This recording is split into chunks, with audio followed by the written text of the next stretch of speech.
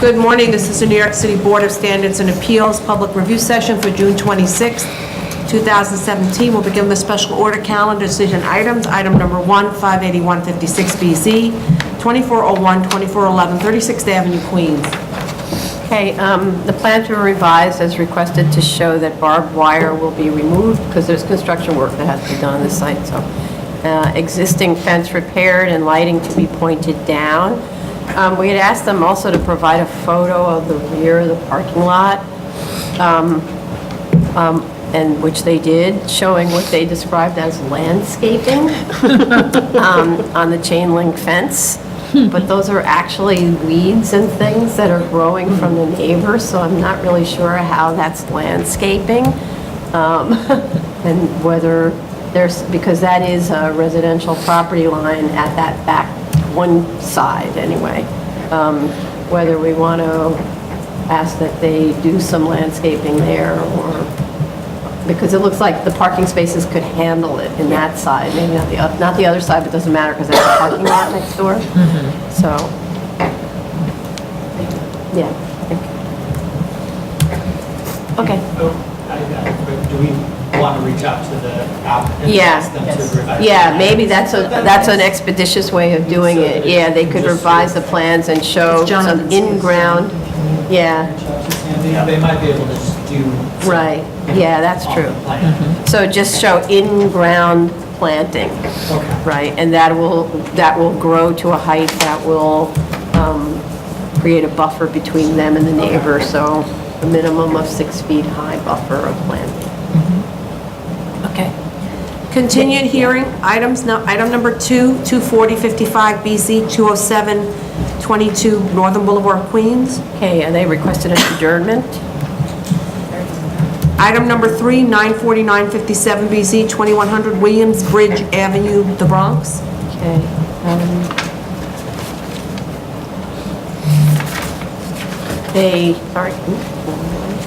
They submitted revised plans to show revised planting and details on the planter as requested. Finally, we know what that planter actually looks like.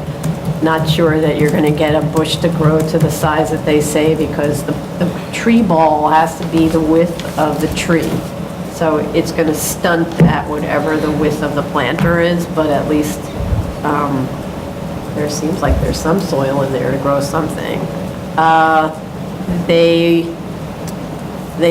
We asked them to get started on like small work, and it doesn't look like they did anything. So they were supposed to show us photographs of work that was already done. So, and I think we all agreed that they need to do the work before we vote. So now this is the instructions, I think, for what to do going forward.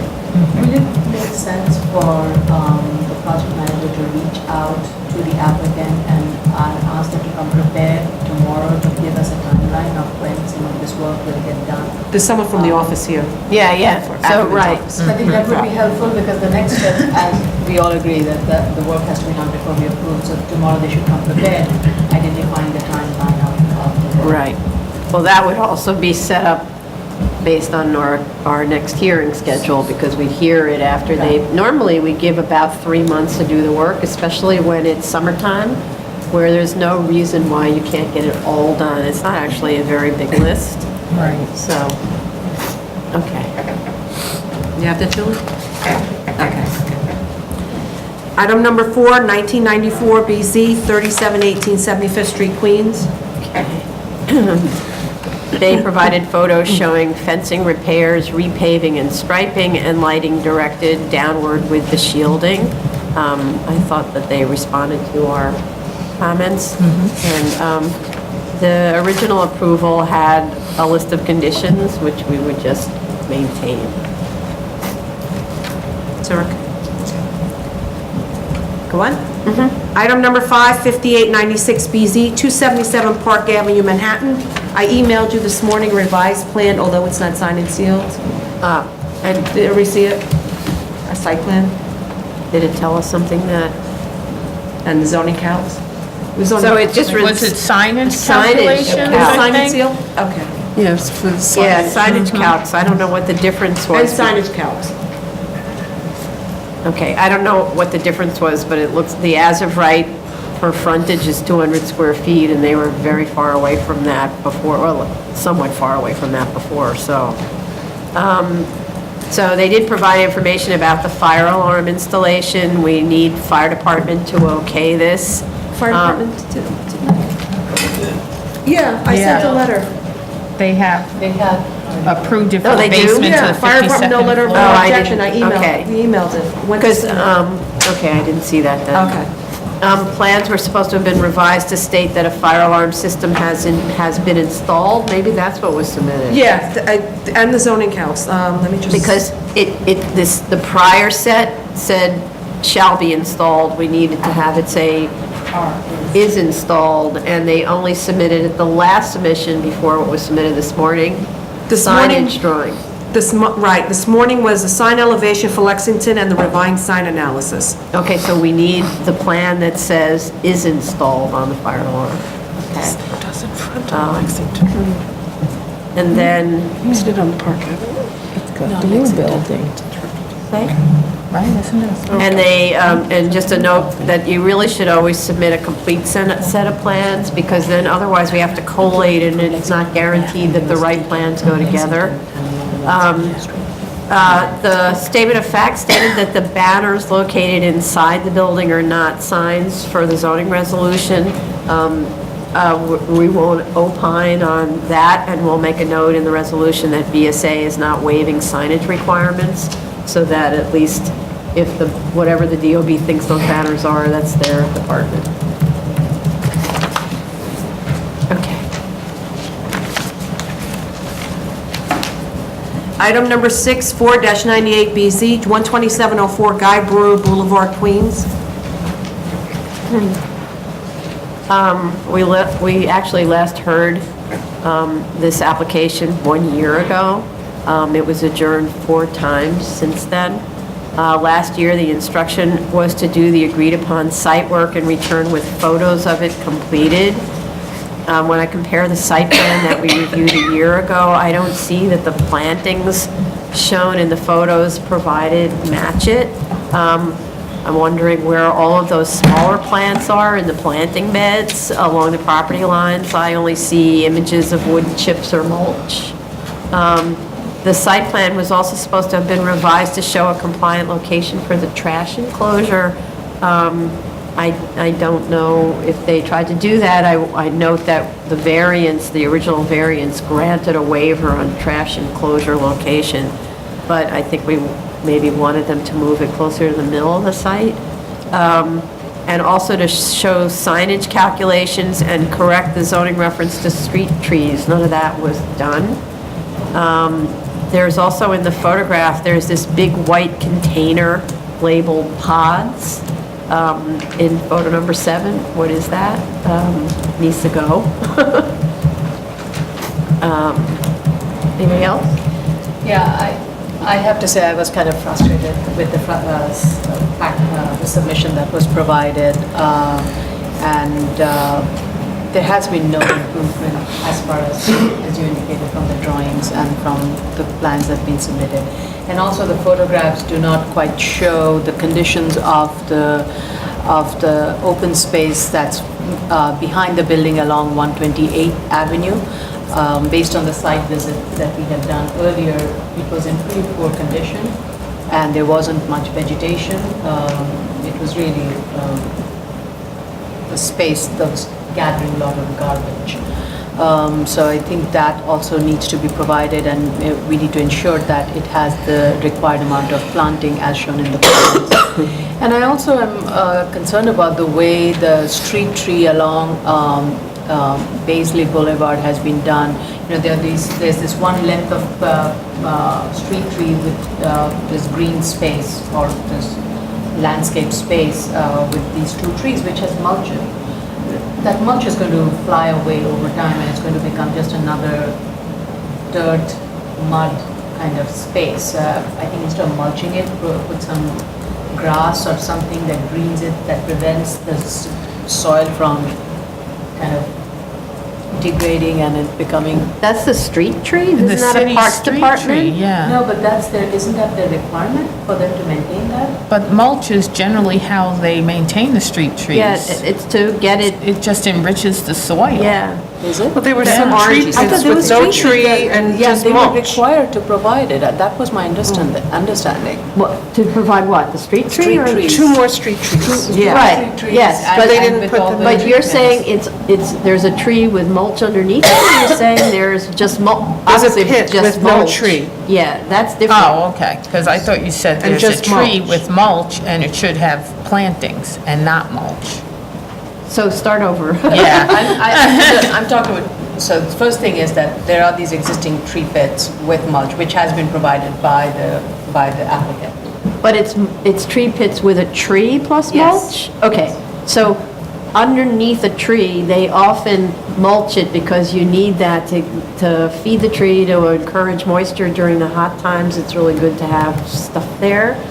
But I thought that's Parks Department's job. It does need to be maintained. It does, yeah. I mean, they will be responsible for maintaining. it. Right. That's- but it's Right. mulch. Yeah. I Yeah. mean, that's generally what they do, especially when they plant a young tree, they put a pile of nice fresh mulch. Okay, Underneath it. It definitely didn't look like something that's going to sustain itself for very long. That's It's- my Right. bottom line. That's true. I mean, it is. But, I mean, street tree pits often are just the tree with a grating over it, so, for instance, to prevent runoff, or with those So I guess little my question is, rings. who's responsible for maintaining it, and we need to ensure that it gets Well, maintained. there- It's the responsibility of the applicant, then we can ask the applicant to ensure that that's maintained. If it's a city thing, that I guess that's not something we can ask. It's the responsibility of the property owner to maintain the tree. Make sure it's The tree weeded. pit. And oftentimes, they'll put in little cobbles in the thing. Yeah. And that tends to be, because it's still permeable, it Right. tends to be a little hardier. Yes. And I don't, this is Cobbles or gratings. it's, grading. They can put It's in just to a- prevent runoff of Just the so that it's soil. not- Yeah, because the mulch, as you said, can be troublesome to. Well, the mulch maintain. helps to prevent weeds. Right. Yeah, I'm not- But they do have 2 I mean, tree on that pits also- with no trees. that's the That's thing they were the- supposed yeah, to do. that's what they're That's the supposed bigger to do. problem. That's On the Baisley problem, yes, Boulevard, put there the were 2 trees tree in. pits, which I think from the beginning, They haven't provided that. their That was- approved plans showed additional trees, which they didn't put in, or they Right. put them in and they died. So there are 2 tree pits on Baisley Boulevard without trees, just mulch. That's the, Yeah. And that was the that's next the bigger, comment. And, there's the problem. and that's, it's been a year. Yeah. So it's one of those things where it's been a year, it's actually been, and it's been a year since we last heard it. It's actually, no, actually, it's been a year since we started this, the first hearing, okay? But there's a limit to how long we keep this going, right? So there's really no excuse for not having done the work that we asked them to do, and they've adjourned it since, it's been a year since the last adjournment, right? Right. So we started this in March, and in June, they went away and hadn't come back since. 5 adjournments. Yeah, no, 4 adjourned. Oh, a total of 5, but 4 in a row. So there's really so I'd have to say that this is the riot act part. This is where you have 3 months to do the work. Otherwise, we'll close and vote, and we'll decide whatever we decide, right? Which means maybe you don't get to continue, They wanted an elimination of term. too. Right. So, yeah, exactly. So this isn't looking, but yeah, it's obvious that they didn't follow the landscaping plan. no. Right. And I know I had mentioned how the surface of the parking lot was in poor condition. They were going to either coat it with something and restripe. From the photos, it doesn't look too bad, but, it's not the entire parking lot. Well, we can't tell from the Right, photos. that's They're- true. They're close-ups of a stripe kind of thing. You need to do, again, I always talk about a 360-degree images, but it's not using a panoramic. It's walking around, click, turn, click, turn, click, turn, click, because panoramics are really hard to see. Okay.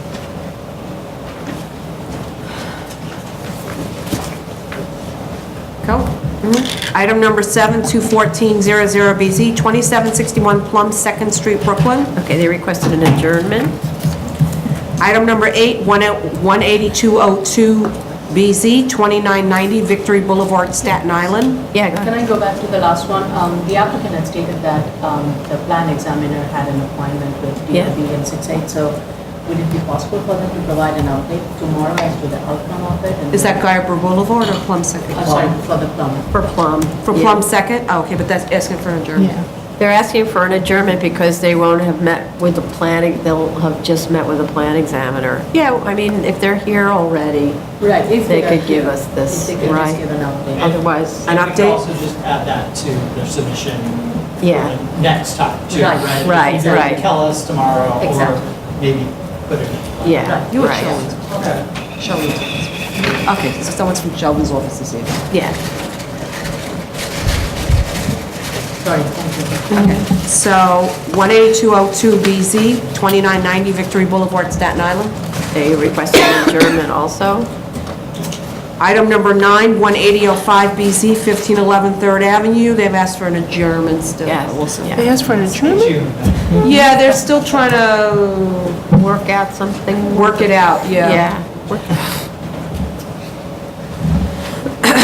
New cases, item number 10, 70-97BZ, 575 Lexington Avenue, Manhattan. Okay, and again, because it's a new case, I'm going to talk about service on every new case. We have proof of service of the initial application and notice of hearings to officials. The community board recommended approval, but for a shorter term of 5 years to allow better monitoring.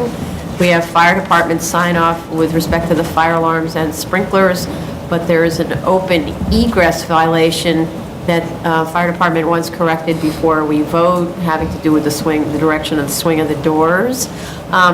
That's actually the first time so far that I've heard that fire department had a violation issued on one of these applications, and I think it's very interesting. You go on BIS and there's no sign of fire department violations. So it shows 4 DOB elevator violations and 1 DOB construction violation from 2011, and nothing to indicate what's a serious fire safety issue, which fits within building code. You know, the direction of swing is part of, direction of door swing is part of the egress requirements in the building code. So I'm actually surprised that there isn't a better coordination between, in BIS. So it's another one of the things we talk about at the BSA.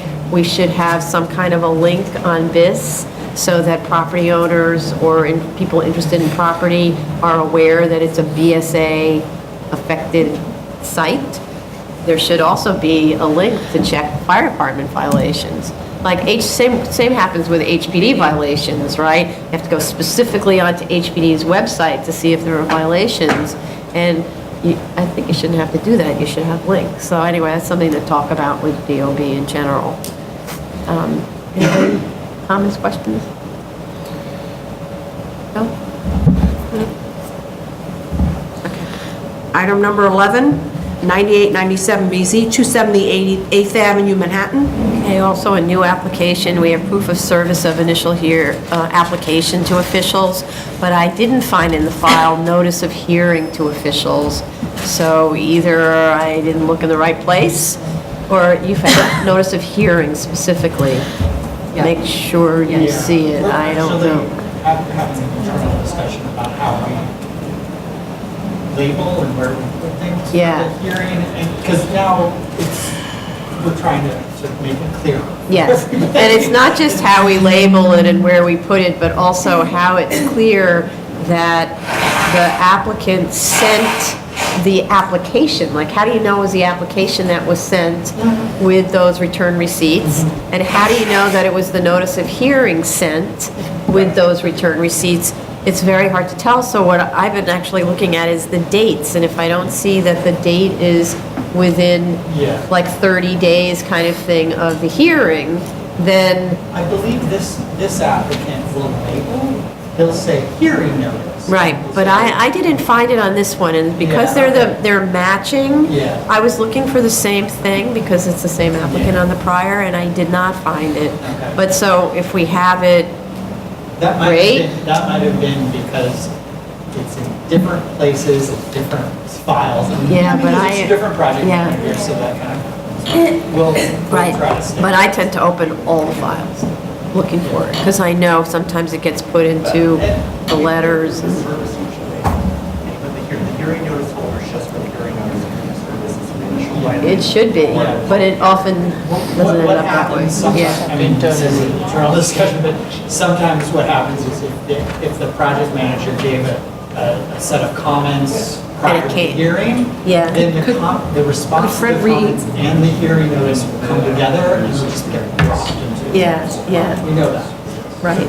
So, but I'm knowing So that could you because we're email still it today working to out the submit details. and CC I Darryl? do look everywhere because I don't want to hold up a hearing if it's actually. I just asked the applicant's associate to Yeah. just email it again to submit. Okay. and Yeah. Email to submit and to the project manager, Darryl. Good, okay.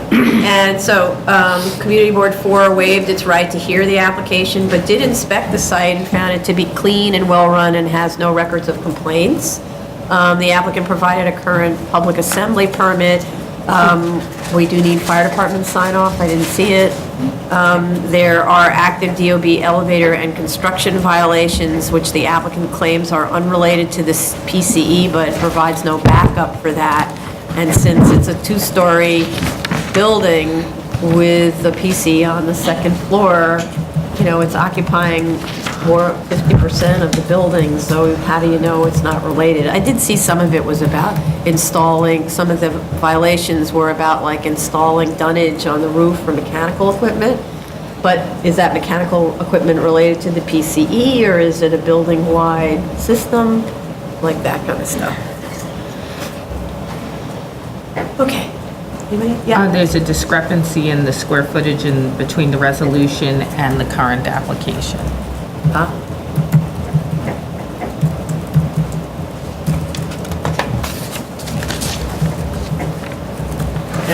The See. square footage of the building, the square footage of the PC. Of the PCE space.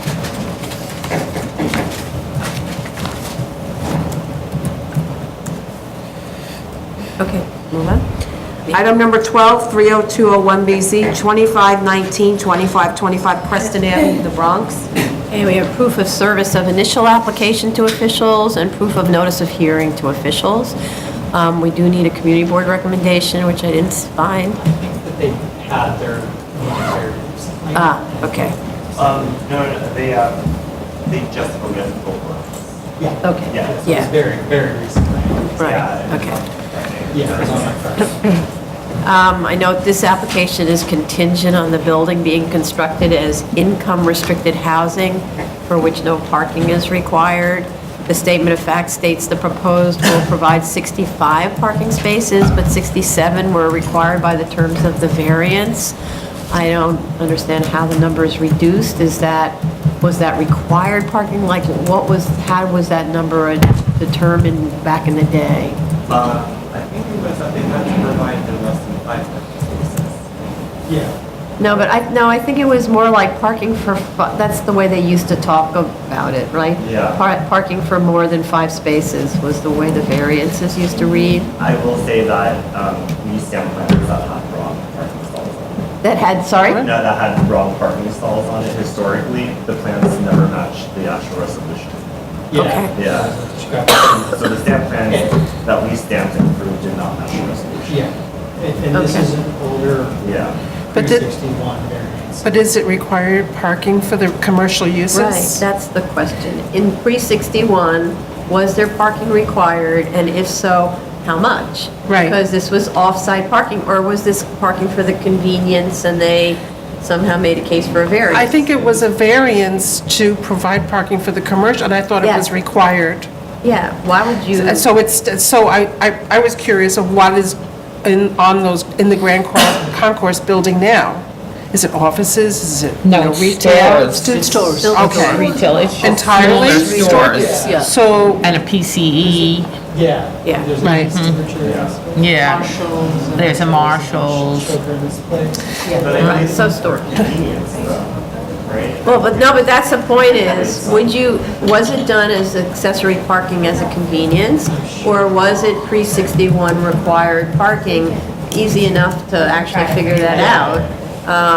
So they need to figure that out and tell us what the parking requirements were then, why, I mean, I even think we saw in reviewing this application, maybe even in pre-app form or something, that they had the original drawings from the Alexander's site. So it actually made some reference to off-site parking. So then you would be able to tell whether it was required or it was, right? I don't I'm know. sure the applicant. Yeah, right. You don't remember seeing that? Okay. So I had some other questions. Yeah, go ahead. I guess now they're offering free parking. I wanted to know if it's going to continue to be free parking. And then I just wanted to know how, they said that excess spaces would be made available for residents. How are they going to determine if they have excess spaces? Because the demand for the commercial could vary with, Right. I agree. season or day of the week. Right. I actually think this parking is used by employees of the stores, but they need to discuss that, because Right. I've been to these stores several times.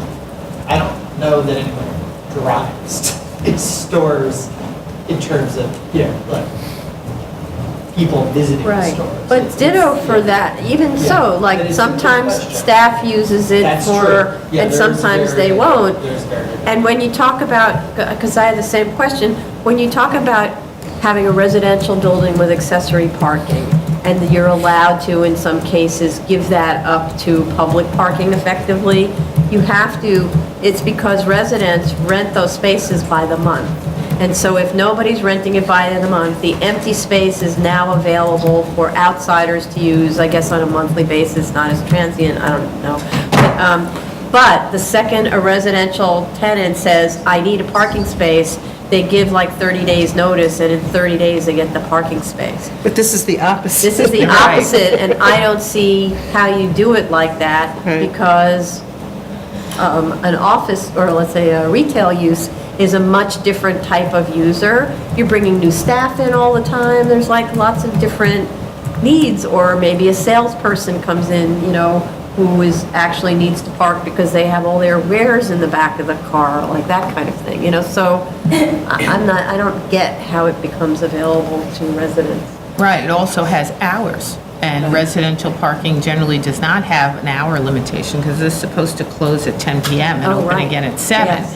And it also says that it's self-parking, however, the plans show an attendant booth, and some of the spaces you can't access by yourself if it was self-parking, because they're behind other spaces.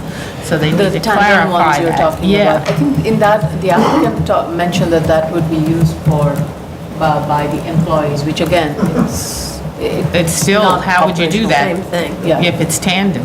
Yeah. It can't, obviously, they said that there will be somebody there to check, or, no, that's a different application, never mind. So, yeah.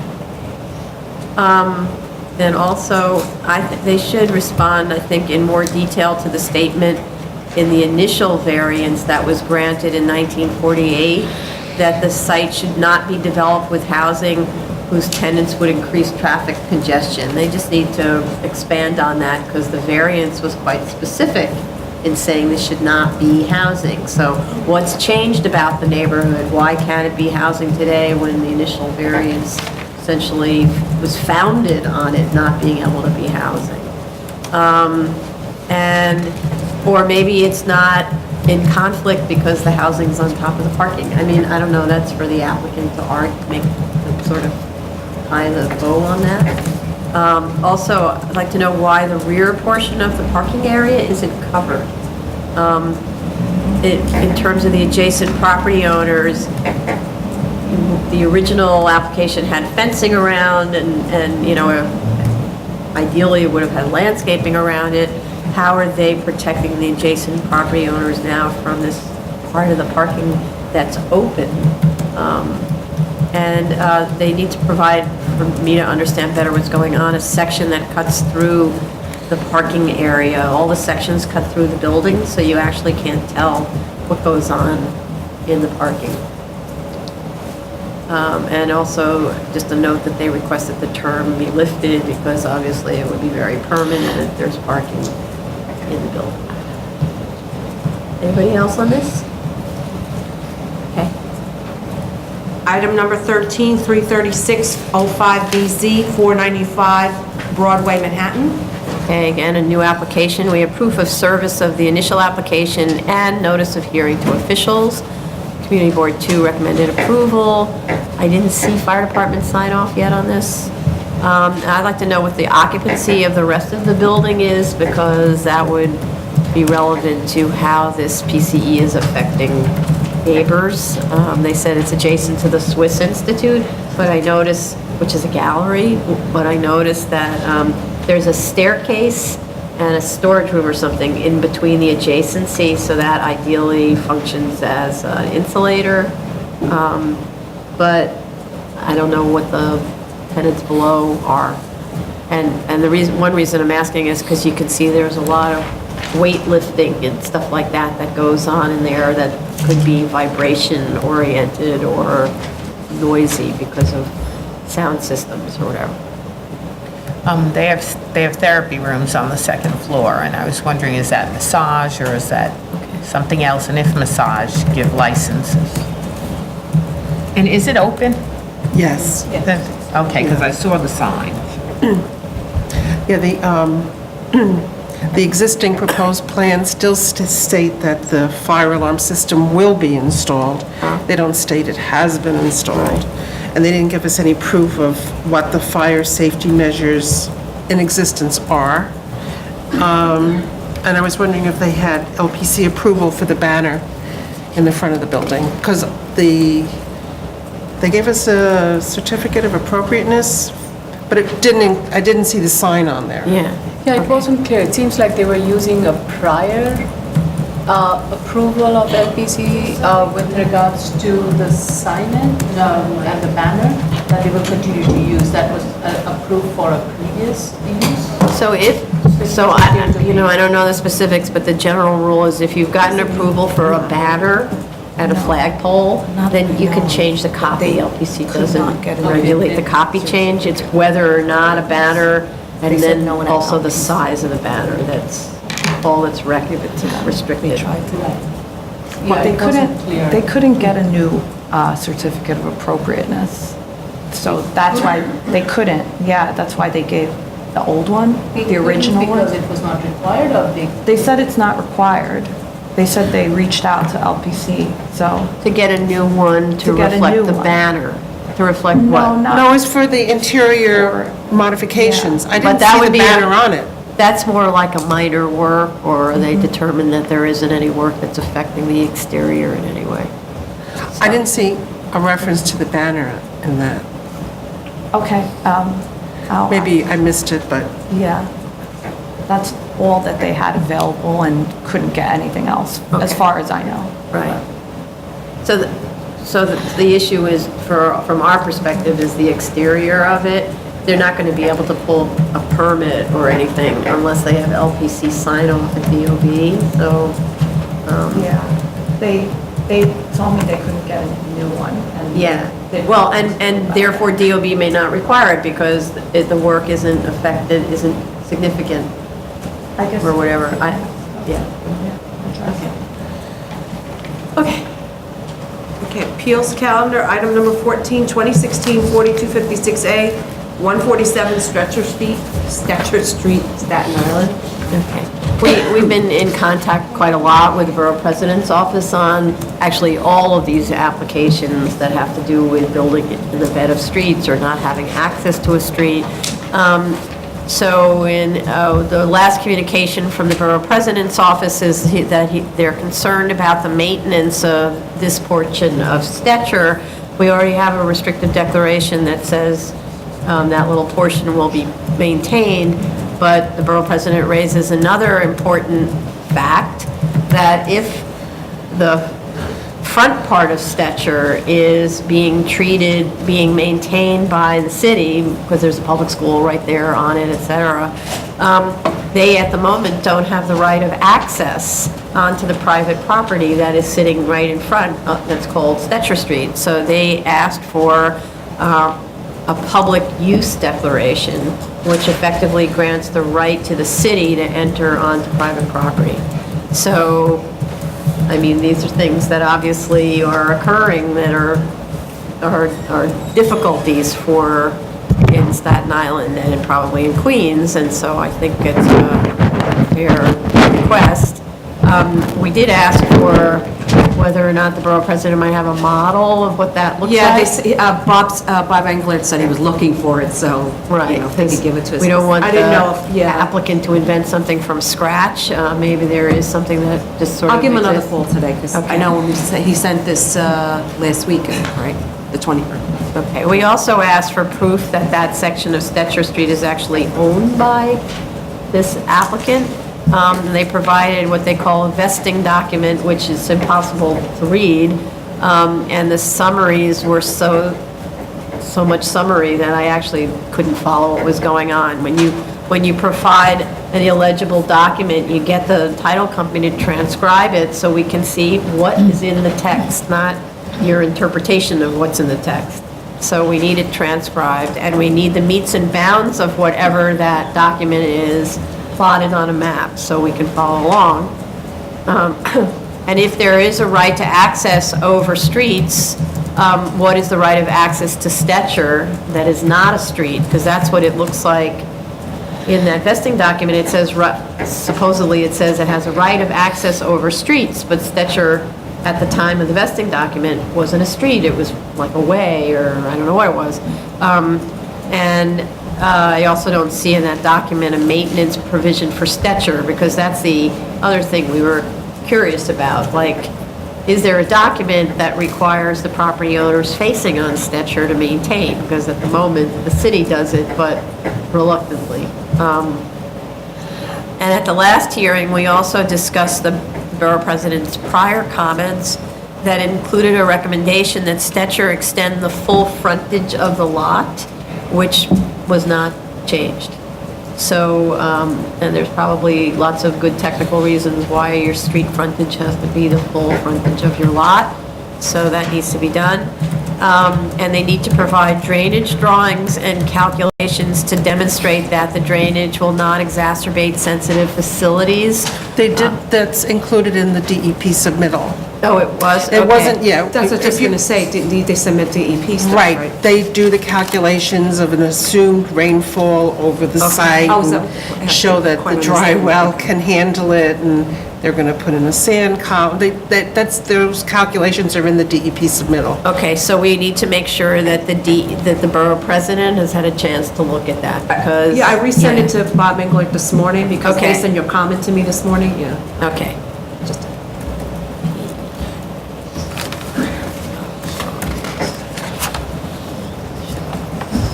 Okay. Okay. Anything else on that? New cases, item number 15, 255 15A, 106 Ebbett Street, Staten Island. Okay, we do have proof of service of the initial application and proof of notice of hearing to officials. Community Board recommended disapproval of the application because the building was built without permits and doesn't comply with bulk requirements. We have DEP sign-off as of November of last year. There's an email from the Borough President's Office of March 2017. I'm wondering if the question is, has the survey been, and will the tax map be corrected to reflect the comments that were in the BEP letter or email? I think they were trying to address the Borough President's comments from... Well, the borough president said the map was wrong, Yeah, too. The tax map. The tax map was, they agreed that the tax map was wrong. Yes. but also the survey, because there was Right, an new old survey. survey was wrong. There is a new survey that shows the depth of 97, whatever the number is. But the question is, are we tying the loop, BP comments, reality of property ownership showing it on the tax map, showing it properly on the survey, et cetera, all that has to be. I'll ask BOP if he has any more comments. Also, they didn't show on the drawings what the distance from the property line to the street wall line of the second story is.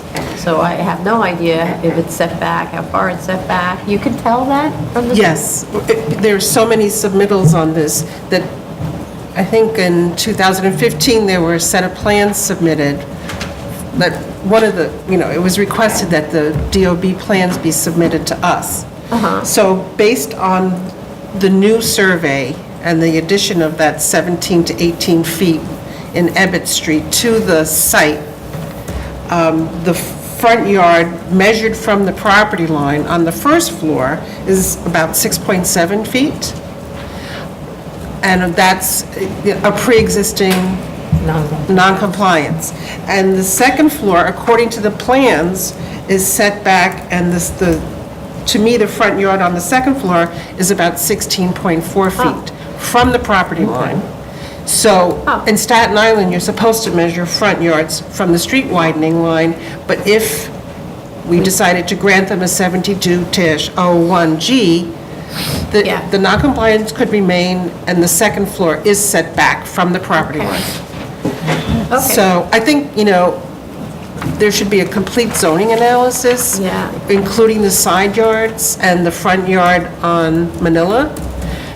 There are a couple of little jut outs from the side of the building, which I'm not sure if they're permitted obstructions. So they should define what all the existing yards are. And then in the older plans, it was an incorrect, base flood elevation and design flood elevation on the plans, but the first floor elevation is about 7 inches above the design flood elevation, so I think that will be okay. And of course, there's a lot of issues that buildings has to go through regarding building code and everything else.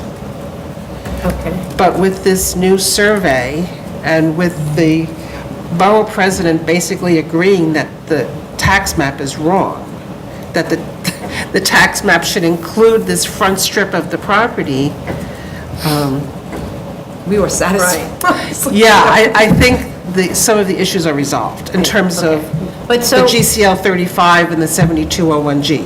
okay, so you were able to determine the setback on the second floor from looking at DOB plans? That the architect submitted, yes. Okay, so that kind of information has to be on the BSA plans. so Yes, we it can doesn't have them. clearly Yeah. show where the Okay, second okay. floor is on the site plan, right? And it also should be clarified in the statement, because I read the latest statement, and it's still saying the building is within the front yard. Right. Right. It actually says in the front yard. No, So that's- it's like, it's gotta be clarified. Yeah. It's like before Trying to the, put all of them together. before the site plan showed a home jutting out into the street beyond the property line. Right. And, we can't grant a GCL 35 for that. It's not even Right. on their property. Yes. So I think the statement is pulled over from that. Okay, well, that's the thing, you're always supposed to update your statements Yes. to reflect the It's- new reality. it's not very Especially when you clear. resubmit them in Yeah. the morning Right. of a public review, basically. Exactly. Then the other thing is, let's see, so the thing that's a little confusing to me is there was a quit claim deed provided to establish the ownership of that street bed. I'm a little confused about how it was arrived at. Normally, these are done by a court, so I'm just a little confused, like, the title company couldn't have come to this conclusion, I don't think. And anyway, it doesn't have the authority to issue a quitclaim deed. So the court needed to do it, like, what were the arguments or whatever? Do we have something from a court that indicates I that they... don't think so. I think we had asked them about the deed. There was sort of discussion about the deed, and Right. it's sort of... The only Veracity, I clarification think, we is the have is concern. that the city agrees Yeah. from the borough president's office that they don't own that. They don't own it, okay.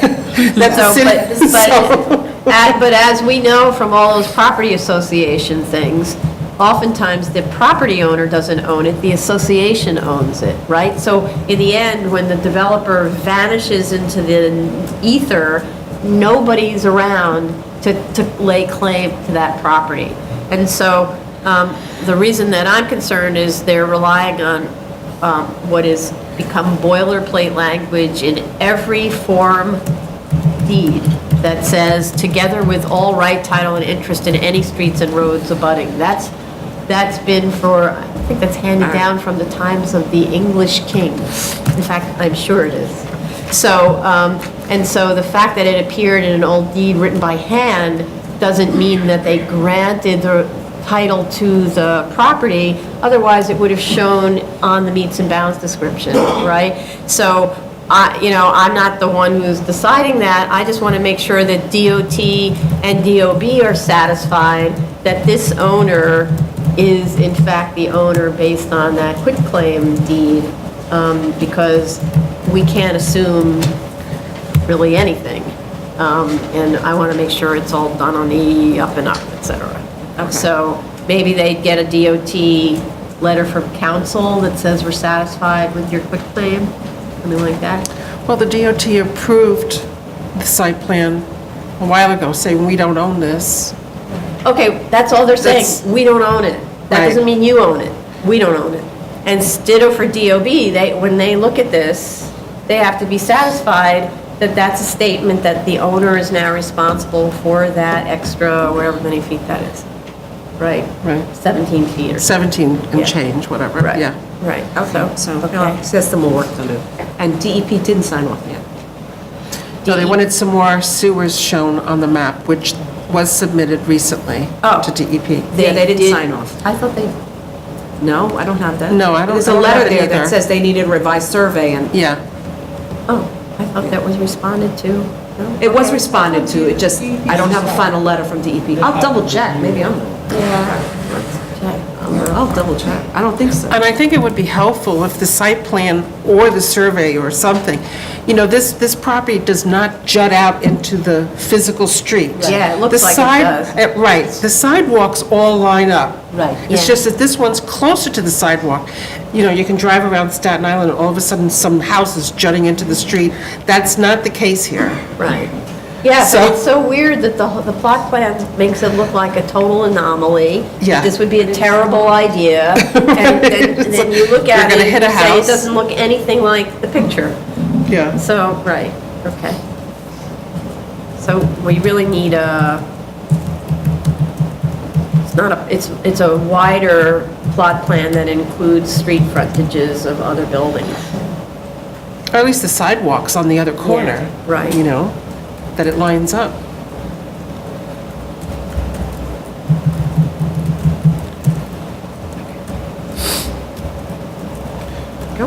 Yeah, and, okay, so it's a wider plot plan to show adjacent properties and sidewalks. Okay. Okay. Zoning calendar, item number 16, 215 BZ, 1364 East 23rd Street, Brooklyn. Okay, the rear yard incursion was reduced as requested to 24 feet at the second floor and 26 feet at the third floor. Although the house, I think, is tall compared to its immediate neighbors, based on information provided to us by the applicant, there appear to be a few other houses on the social block that are as tall or taller. Any other comments on that?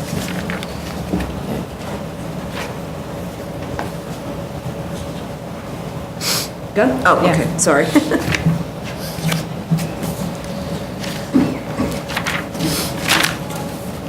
Continued hearings, item number 17, 32213 BZ, 4201 Main Street, Queens.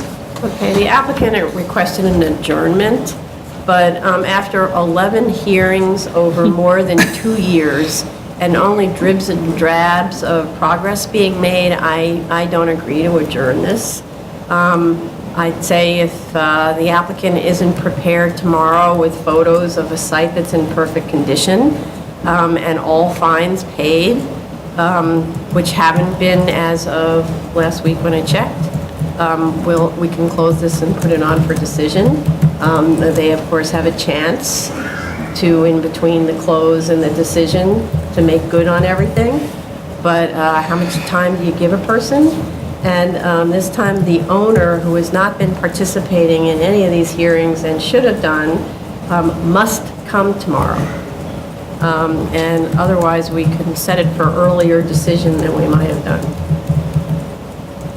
Any other comments? Item number 18, 33014 BZ, 1746 East 21st Street, Brooklyn. Okay. I'm freezing.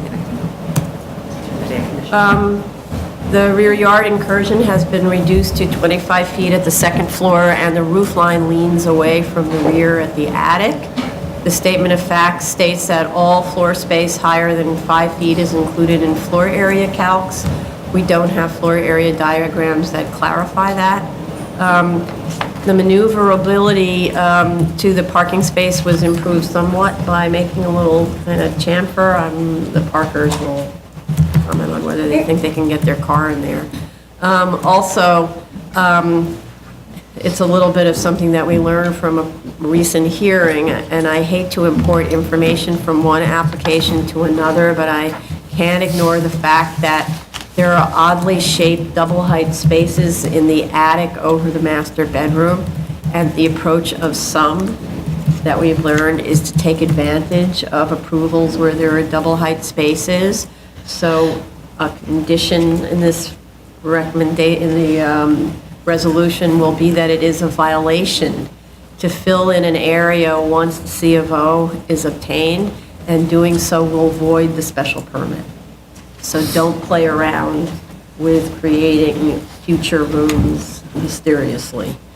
I think the drawings now clarify that a side and front wall at the first floor and most of the second floor side and front walls are to be retained, along with second and attic floor joists. I'm mentioning this because at the last hearing, we were concerned there was too much original material being removed. The FAR is now 1.05. That's provided that we have clear calculations on the attic, which I didn't see actually, which we talked about, like that everything above 5 feet would count as floor area. We asked the applicant whether there were other such buildings on the block. The FAR map shows the house next door and one all the way at the end of the block with the same floor area. But it isn't clear if these are special permit recipients, so it's kind of a rare occurrence on this block. But the existing house is tall, and so the proposal brings the roof height down from 40 to 35 feet, so is actually reducing the apparent mass of the house. So I think an improvement. Of course, the bulk now extends to the rear. Anybody else, any other comment? No? Item number 19, 13415 BZ, 248 Flatbush Avenue, Brooklyn. We need fire department to comment on the status of the sprinkler and fire alarm installation. The latter of which the applicant says cannot be approved absent BSA approval. We have been advising applicants to file for installation permits under the current C of O, and we'll be speaking next week, I think, to DOB about how to work with this really serious issue about getting the fire alarms installed prior to BSA decisions. It works. It's been working in some cases and not in others. So. And the applicant provided a status report on the SSDS installation and sign-off. And I'm not sure. Well, I was wondering, when do they anticipate getting the DEC certificate of completion?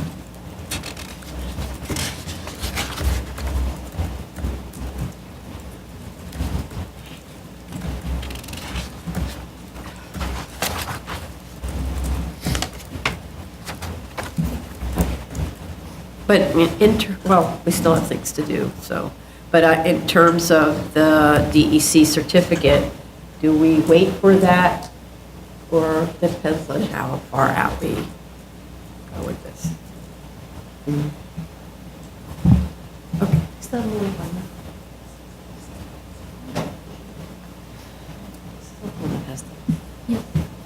because this is a new special permit. Right, so we have to wait for that too. Is that DEC? Yeah, they did provide a It's at the end of timeline. It's at the end of the year. Yeah. That's when they're going to submit the report. And then, is it another year or two before the DEC will probably approve it? Or, How long does it take? yeah, that's what I'm They questioning. haven't given, DEC hasn't given us an estimate. It might be another year. 'Cause they have Well- until the next heating season, they're monitoring the progress.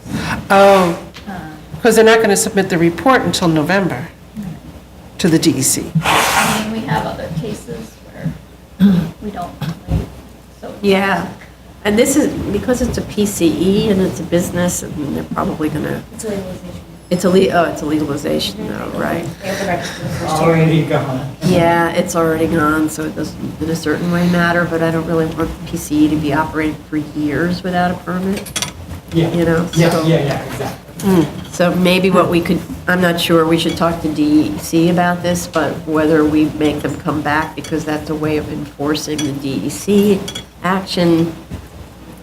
I'm not sure whether DEC needs us to intervene like that. They have their own systems. Okay. Item number 20, 161 15BZ, 621 East 216th Street, the Bronx. Okay.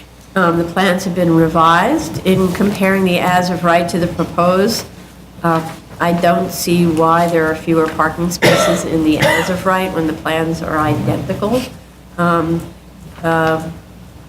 They have a lot of toilet rooms, and I'd like them to provide calculations for the number of toilet rooms that are required for the population served.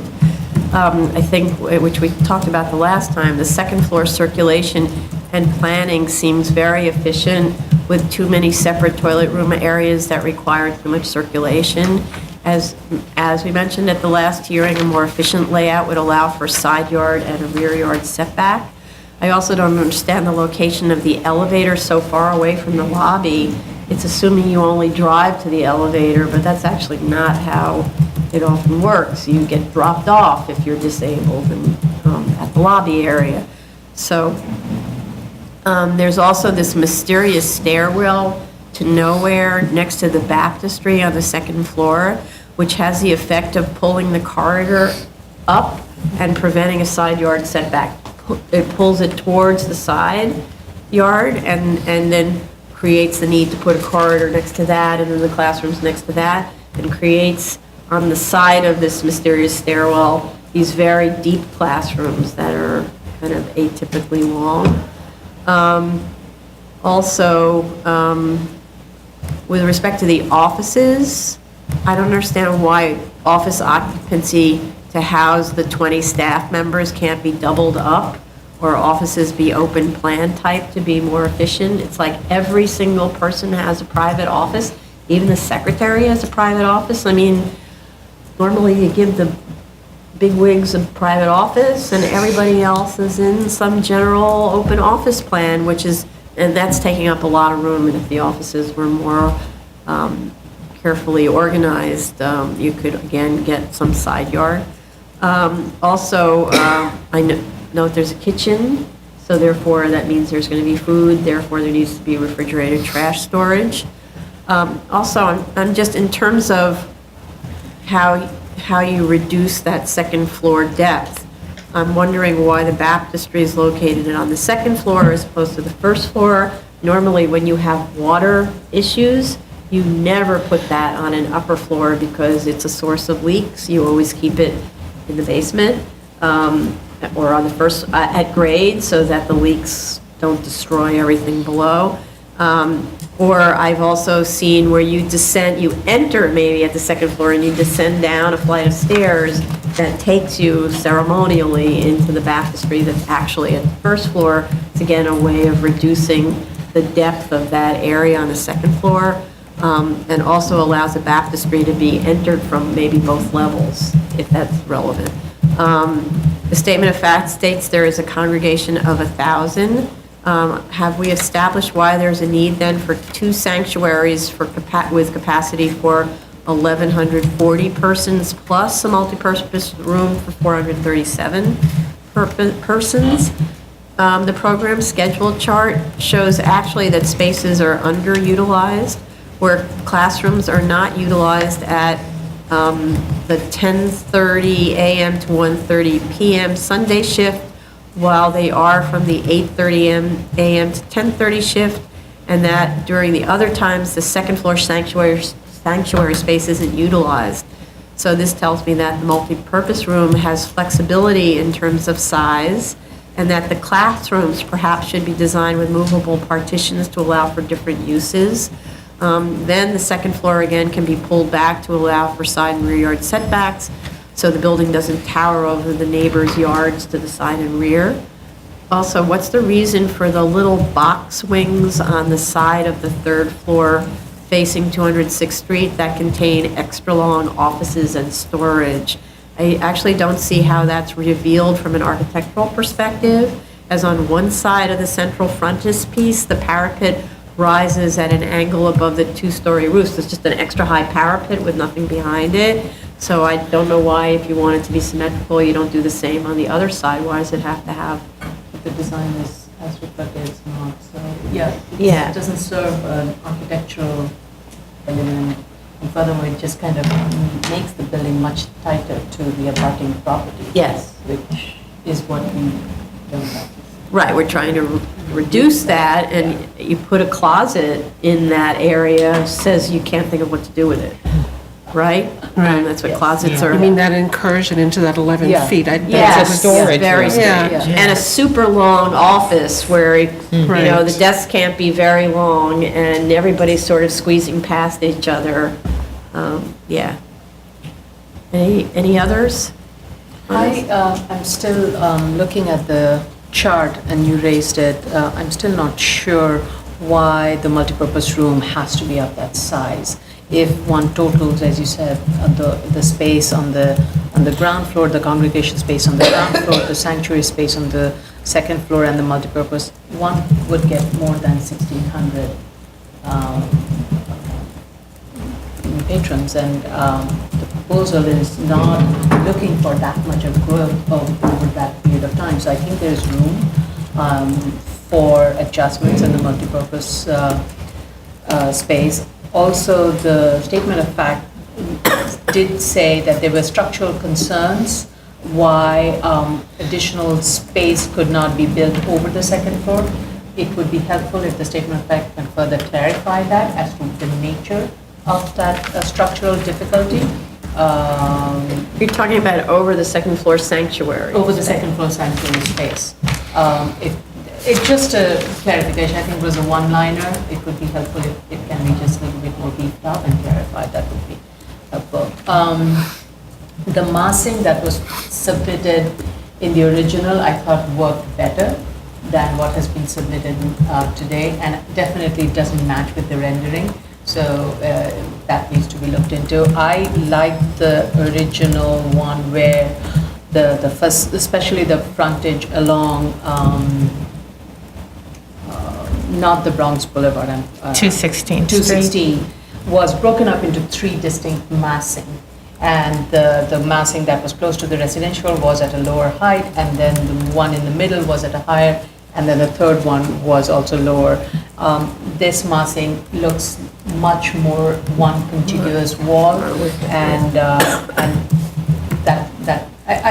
it's just a rendering issue. It doesn't change programmatically. Of course, once you take that 11-foot encroachment out, it further makes the space look three separate space, and that works to what I think we are all talking about. In terms of the programmatic chart, again, as you mentioned, it shows that there are 70 members that are expected to use the classroom, and the capacity that is being projected, it's well over the annual growth rate of more than 15 years or so. So I think that there is a lot of room for tightening that space up. Of course, with the additional toilet and other things, there is still room for tightening that space.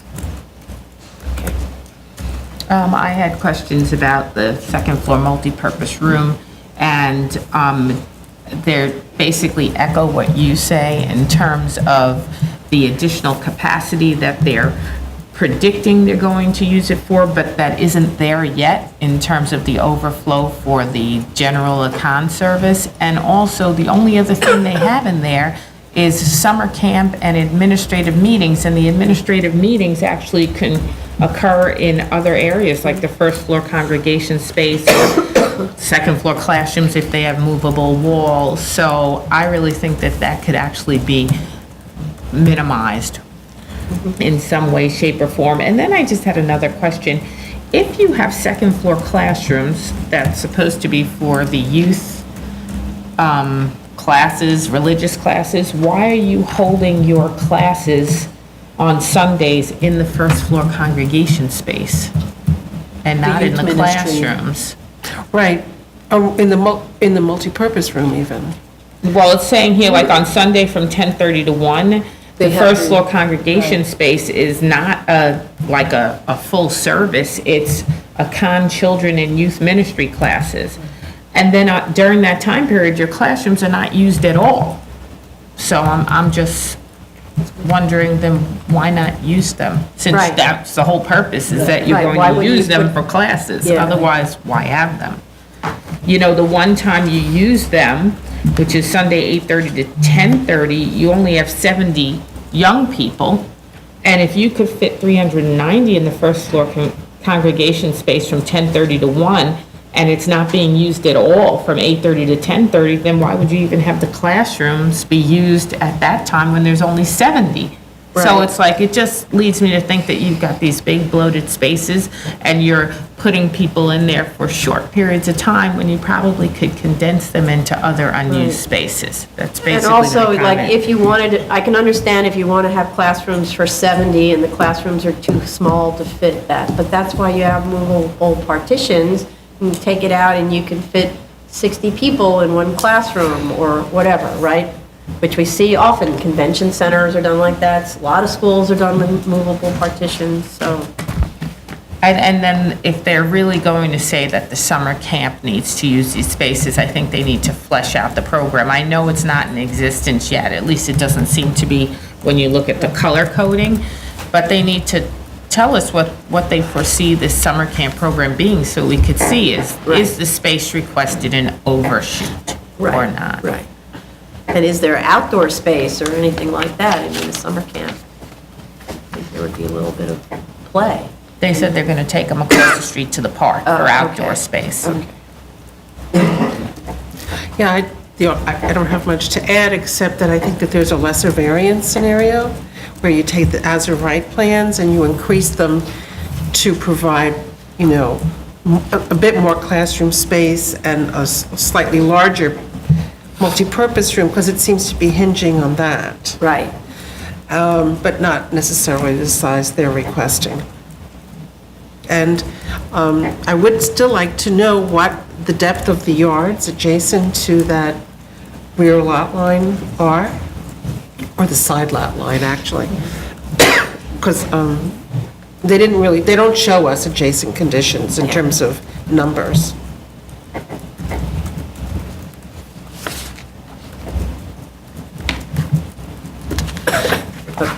In terms of dimensions. Yes, So it's dimensioning the person's rear yard, yeah. right, okay, or side yard, or whatever it is, okay. Okay. Item number 21, 17915BZ, 129 Taffet Place, Brooklyn. They requested an adjournment. Item number 22, 2017-61BZ, 3618 Main Street, Queens. Okay. The applicant provided an extremely detailed and clearly presented aeronautical study, which I actually found fascinating because it brought in approach criteria that the FAA utilizes to determine maximum building heights.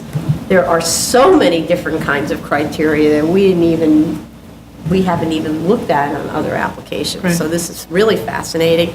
And the analysis did show that at 216 feet above mean sea level, the proposed building will not exceed the maximum allowable heights under the zoning when analyzed using all of the methods, which was our problem at the last submission, only using one method. But it also showed us that in terms of FAA rules, the building is within the LaGuardia Runway 31 LOC Instrument Approach Procedure, which has a maximum height of 223 feet above mean sea level. So this building is only 7 feet lower than the maximum allowable height. And that kind of puts it all into perspective, how closely the FAA is willing and how important it is that the 216-foot limit be strict from our perspective, that no projections of any kind can exceed the 216 feet. But is the 216 uniform or that's also? No, it's a uniform maximum height. I mean, yeah, For the it's not buildings. like, if there were multiple buildings, like we had in one application, they had different heights on the multiple buildings, but because it's one, they just give it the maximum height there. But they corrected their elevations and gave us everything in 3 sets of elevations. There is one, on the plans, though, they refer to the FAA light as the objection light instead of the obstruction light, which I think would be a good idea to correct, if they can do that by tomorrow. Yeah. And just to reiterate, even though it's in the FAA requirement, that if anything, even a crane, when they're constructing, is going cannot be over to, that.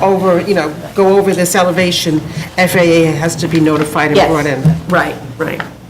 Which I'm assuming as the construction has progressed and it has reached almost that height, they're probably should be They've doing been that. stopped by the DOB. They have been stopped by. Yeah, they can't go over, right now, I think they're at 10 stories and they can't Okay, proceed so they further. can, until that. So they're not near the full height yet. So say again, what was the mistake about the light? They're labeling it as what? It says objection. Objection as opposed to Obstruction. obstruction.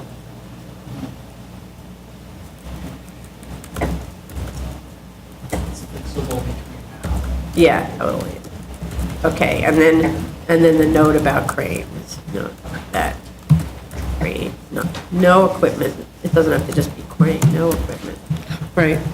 Equipment can exceed maximum height without FAA approval. So it's no temporary equipment.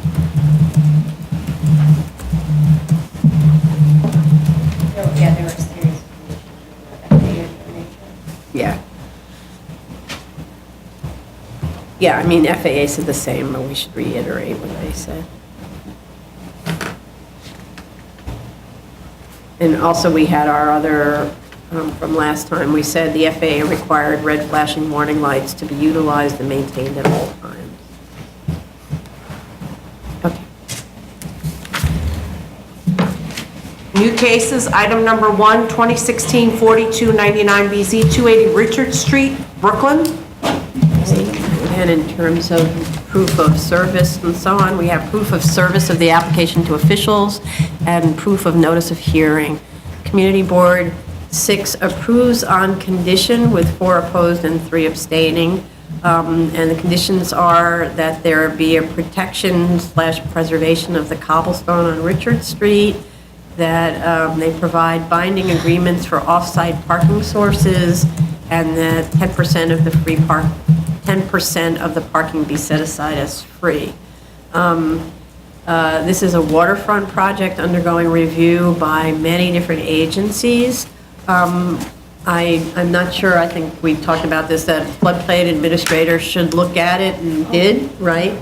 So we and had some comments that had to do with dry flood proofing. The statement of facts does make reference to dry flood proofing measures and flood shields, and they got a CCD1 review of will be getting of the proposed protective measures, which I would be really interested in seeing, because that's how we learn about alternate measures besides using, what's it called, aquafence? Well, part of this site is also in a coastal A zone, Right. so I was wondering if that was taken into consideration at all in the design. I didn't receive any comments. Okay, so that's so in terms of the flood regulations, right? Right. So that would be, that's something that the administrator would have determined, Yes. right? I can forward everyone the email, actually. Okay. And then, of course, it's also being reviewed for waterfront consistency and, or of course, visual corridors and all that stuff.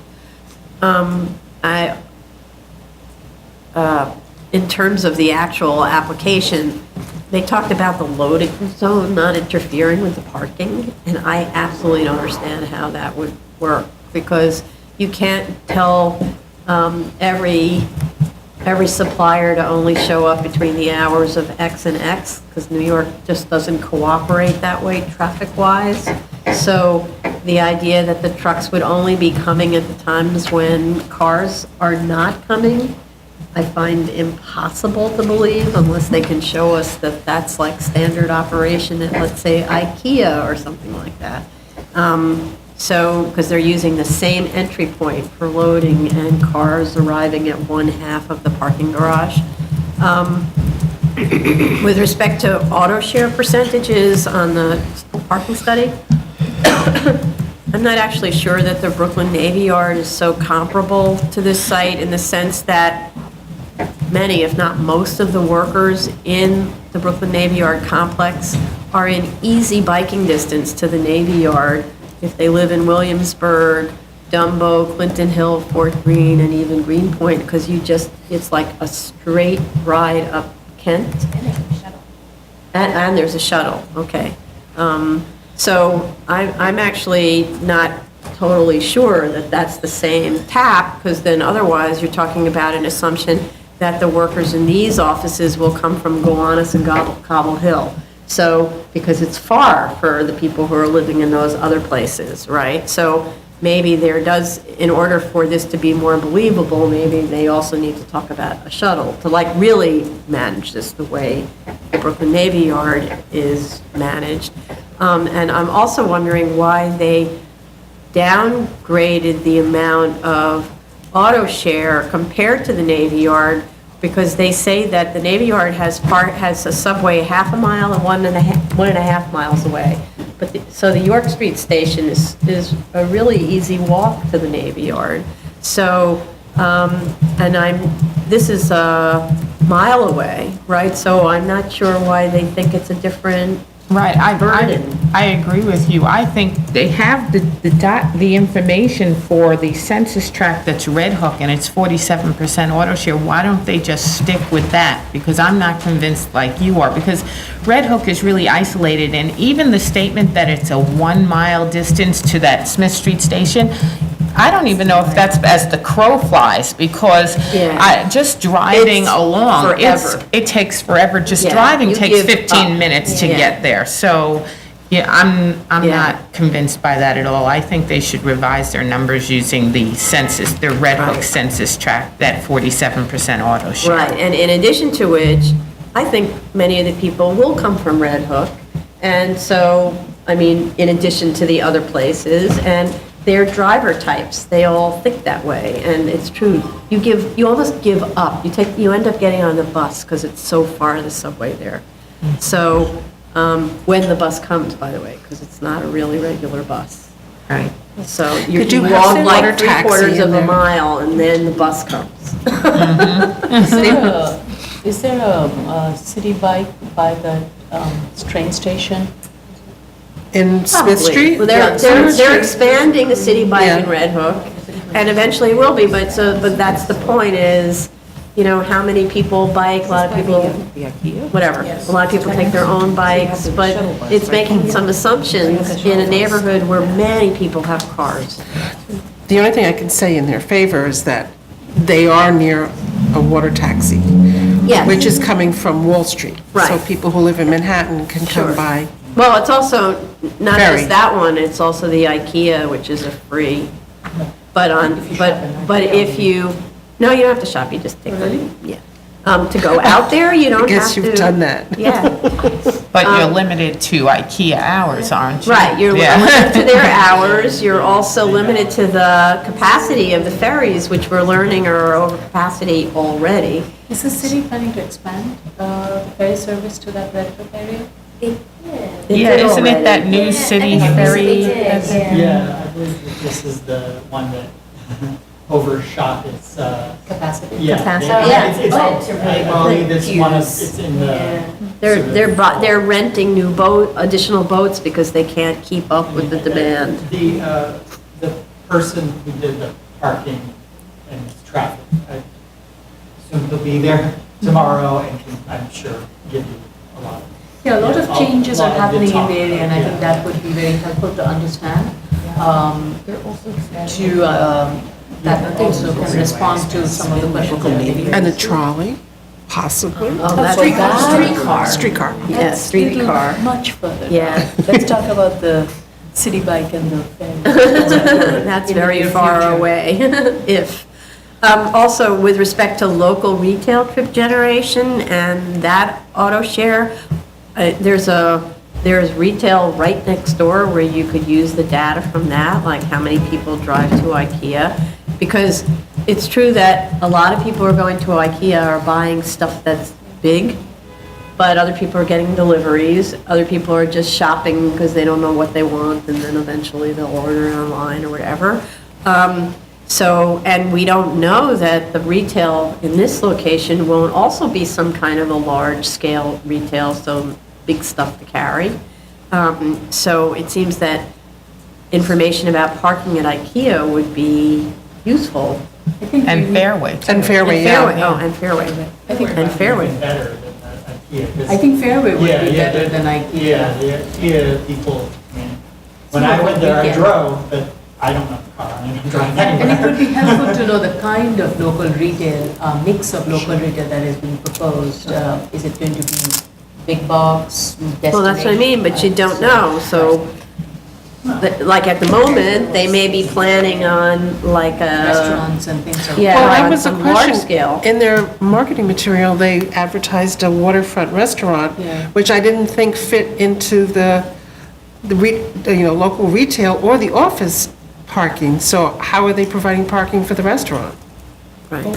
I thought they had said that their retail was going to be service to the office workers, that that's who they were targeting, but maybe. Requirement for the Right, within the. right. And they're not reducing that parking And they're not requirement. reducing that. Yeah. And they have, and they can speak to this, they have waterfront authorizations at city planning, and I suspect that some of the things like the waterfront restaurant It's a result of. is kind of, those are linked, like those are, you know. What, What do you mean? what are you doing? The having activity along the waterfront Oh. access points Yeah. tends to be things that city planning encourages or requires, and they can speak to that. Well, they have these lovely penthouse spaces on the roof, and I was thinking that might be, because that's not included currently, I think, in the parking study at all. Are the roofs shown as accessible? I don't know. Oh, yeah. They are? Oh, yeah. I mean, I know there's these little. There's apartments penthouse living on the areas roof. and these lovely roof spaces with Yeah, walking trails and landscaping and stuff. so then if I was, that's not- I was just wondering, where is this waterfront restaurant supposed to be? I had a question about the office daily person trips. I'm getting other numbers, so if they could just put their mathematical calculation, because I'm getting like it, instead of 11,911 trips for the weekday, I get 12,400, and on Saturday, instead of 2,581, I get 2,687. So if they could just Yeah. tell me how they arrived at their They numbers. should, just as a general note, on all these parking studies, we should always see the math. It's really helps you figure out what gets multiplied by what, and there's kind of the assumption is that we know, and sometimes I end up having to back my way through it. If I divide it by this, do I get that? Right. You know, and so, also, I noted there was an error, but maybe it gets corrected because the math, it needs to be, there was an error in total demand at 2 PM. They didn't add up the retail, which was only 4, to the office, so it should be 910 and not 906. And also, I'm wondering, because it's such a large project and there's so many different agencies that are reviewing this, has DOT looked at the effect of this project on traffic? Because I see we're lead agency, which is, That's kind of, yeah, I thought that was strange. I thought it would be city plan. I thought it would be city planning because, Only has authorizations and certifications, which are somewhat optional, and, I mean, they are optional, and the special permit is also an optional thing, but it was seen as the heftier sort Okay. of, you know. right. So that is a Yeah, question. we had a Did discussion. DOT, Speaking to the. yeah, she can barely speak. There's some, I can hear she's got. They haven't reviewed it because there's a negative increment, because they're as of right, the increment would not, it would be the same. So it didn't hit a wouldn't secret trigger it. threshold. There's no Exactly. There's no seeker threshold. We can, and we have in the past just sort of made DOT aware. I can tell you that DOT on large projects like this, regardless of seeker review or not, tends to want it to open and then fix things sort of as they, after a study. That's not called planning, though. But this is an as of right. Right, project. I understand that. They could build this with the parking, they could break Right. it tomorrow, you know, so. It's Well, but the actually reason going to that have it's- less of an impact. Say again? The proposed has less of an impact. Less of an impact because there's fewer parking spaces. Well, you could argue that it's more of an impact if you didn't buy the demand analysis, right? Or let's say the demand analysis, let's say you bought it, but it's wrong. I think one of the things that's interesting about these demand studies is we don't have a mechanism to find out if demand is actually what was claimed. Like 2 years later, are the parking lots full? Are people standing online to get in or whatever? We actually never know. And, well, I would caution the board that parking is tricky, and that actually, there is a school of thought that if you built all of the parking, that more people would choose to drive here. Oh. There's pretty good, No, but you That's say, pretty good you data. say that, but we look at that one parking garage, wherever it is, where nobody parks, because it's not free, it costs $3, right? So we have data on empty parking garages, and that's I why, have a pretty much free parking lot, garage near me, where no one parks. Right. Because there's no demand for it. right. So, but that's what I mean. So sometimes there really is no demand, even less demand than the study shows, because they picked the wrong Because it's in New York trip City. gen, yeah, or they guessed wrong, and whatever, right? You don't know, or maybe there's a change in the situation at the site, I mean, right? This is a rigorous parking study, it was done by Right. very No. well respected. But the reason that I'm asking is because you do have a lot of parking going on here, a lot of movement, right? So there's like 1,000 cars coming and going a lot during the day. So it's not going to have no, let's say, discernible effect on the roadways, because it's pretty tight roadways there. So I was just wondering then, why not have DOT look at it and say, maybe if the entrance to the garage was over here, or maybe if there was a traffic control over there. Those are Right, questions so we can as opposed to them definitely- finding out Yeah. after the We fact. can Right. definitely pose those to DOT Okay. in terms of the best practices Yeah. for this site, absolutely, yeah. And is city planning looking at the site plan in terms of the parking garages and entrances? Is that part of the? Their concern, they look at, as you know, at city planning, once they're there, they tend to look at everything. Yeah, But- that's what I think. But the parking access and the view corridors and the Yeah. access, those things we had some pretty in-depth conversations with them about what their needs were for the waterfront access and what our needs were for the parking sort of access, Yeah. and how those two things should either not conflict or not. There was Right. some coordination. Well, because they're now completely separate. So there's And drop-offs in the view and corridor. that's very deliberate on Yeah. the part of us and the Right. applicant. Everybody sort of wants that to not be. Yeah, right. There are drop-offs, but the entrance to the garages are away from the Yeah, view corridor. yeah. And I Right. think that's the right approach, because Yeah. the drop-offs, Minimize queuing. that's a different. Yeah, sort of- that's the black car concept Yeah, for all yeah. the, or And the having that Uber. separate from Yeah. the parking, especially if it's employee parking, made sense to us. Right. The reason I asked the question is just when you do approach DOT, I think that coordination with all the other Sure. agencies. Yeah, yeah. And I'm guessing city planning's already, is also talking to them, but Or I could be their wrong. transportation team may have. Yeah. Yes, they have, Right, yes, they yeah. have a transportation team who has been in meetings with them before, Right. and they opined on this. Yes, okay. So we will contact DOT. Okay. Anybody else on this? Item number 2, 2016-4354BZ, 5109 4th Avenue, Brooklyn. Okay, again, new application. We have proof of service of application and notice of hearings to officials. It does not appear that the gym has opened. We have fire department and DOI sign off, community board recommended approval, and we have one letter of objection from a neighbor, but I think he's confused about what he was being asked to look at, because this is an existing building and it's not going to be constructed. Well, they did have an application for a vertical enlargement to 5 stories or something. I'm not sure if they're still pursuing that. Ah, okay. And the only other comment I had was that the site has an E designation due to the rezoning, and it's this specific site, it's not the whole neighborhood. And the applicant said, well, they're not doing any excavation, but actually, if there's a change in use, if it's a development, I was just wondering if there's a requirement to do any testing.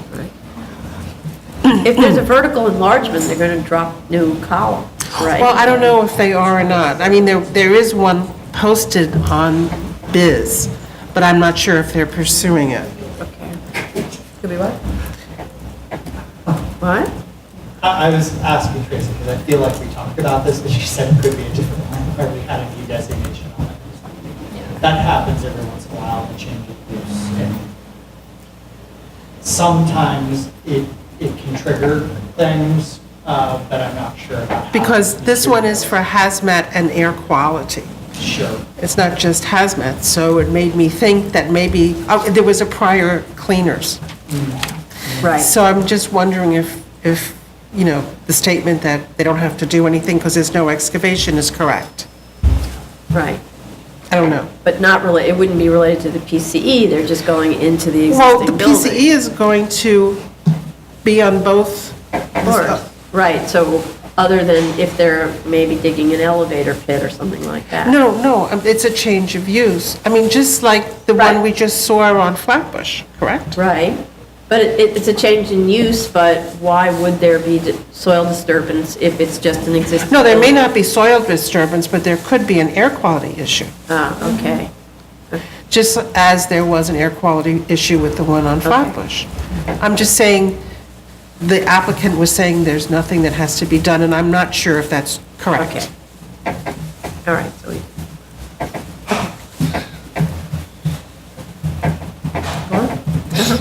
Item number 3, 2017-210BZ, 131 Bedford Avenue, Queens. I think we can take all the build it backs together, even though there's specific little differences. Can we do that? No, Oh, sorry, I'm sorry, these aren't built. This got, But this is building for This- some reason, this just listed They the just listed the architect. Yeah. They should have changed it to build it back? Yes, but I mean, each one has a slightly different waiver, but but since we're here in review session, we could talk about Sure. them And collectively. we will just take these at 10 o'clock. Tomorrow. Yeah, we can do that, Tomorrow. yeah. And actually for order sort of things, I recommend that we take the blink before the Richard Street. Okay. Right, because then. Yeah, that's we fine. can let Todd go home. Yeah. Okay. Okay, so let's do all three, build it back. So number 4 is 2017-211 BZ, 38 Brighton 4 Court, Brooklyn. And number 5 is 2017-212 BZ, 25 Brighton 7 Court, Brooklyn. Okay, so in general, as everybody knows, it's a special permit request under 6492 to allow the replacement of a sandy storm-damaged house with a prototype that meets flood zone requirements, but in the first case slightly increases the degree of noncompliance at the front yard, and in the second two cases, because there isn't clearly there isn't a front yard technically because there's no zoning defined street, it's kind of an attempt to just waive whatever we can, which would be side and rear yards, in the hope that that covers everything. And in the first case, the front yard noncompliance is slightly increased by just a little box. And in the shape of the prototype for the other two is really quite different from the shape of the original, but in some cases reduces the degree of noncompliance, and in other cases increases it. It's sort of just a different shape. And then also a request to waive all of the BSA rules, basically, or most of them. And also a note that the buildings will be fully sprinklered, be provided with interconnected smoke and carbon monoxide alarms. The underside of the exterior of the building where the foundation is not closed has a floor assembly that provides a 2-hour fire resistance rating, and the height from grade plane to the highest windowsill leading into habitable spaces doesn't exceed 32 feet. And I just want to make sure, so the first property, the second two received GCL waivers. The first did as well. The first one is in Breezy Point, and they have the state legislation. They okay. have that waiver. Moratorium, yeah. Yeah. Okay, so it's not needed, okay. Yeah.